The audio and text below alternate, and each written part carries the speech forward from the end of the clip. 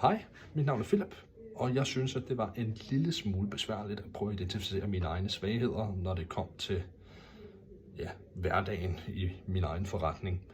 Så det jeg gjorde, det var jo selvfølgelig, at jeg gik hen og tog Jespers resultater, identificerede nogle bestemte punkter, som jeg gerne ville arbejde noget mere med.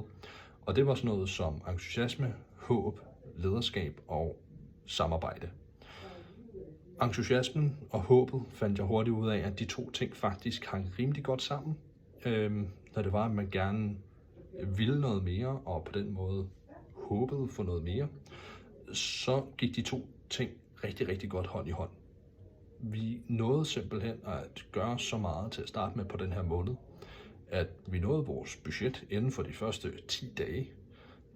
Så alt, hvad vi sælger i øjeblikket i forretningen, det kommer bare til at losse os i røven næste år, medmindre vi gør det mindst lige så godt, eller endnu bedre selvfølgelig. Men det her med, at det var, at entusiasmen hurtigt blev til håb om, at vi kunne gøre det endnu bedre, og så videre i den stil, det fik mig jo til at træde bedre ind i rollen som leder i forretningen.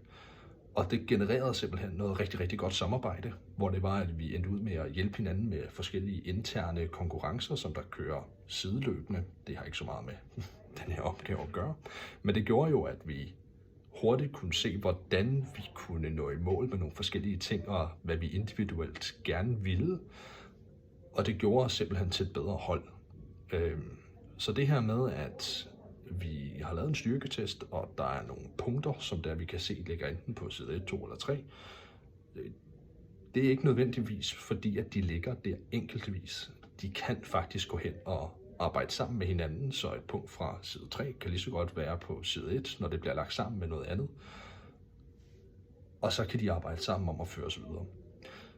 Det synes jeg er rigtig, rigtig spændende, og det synes jeg har været rigtig, rigtig positiv oplevelse for mig i hvert fald, hvor det er, at jeg har kunnet se mig selv udvikle mig, og sådan set også se, at mit hold har haft en god respons på de ting, som vi nu har gået rundt og gjort og sagt og lavet små planer omkring. Det er jo ikke fordi, det har været unaturligt hardcore, de forskellige ting, som vi har været igennem.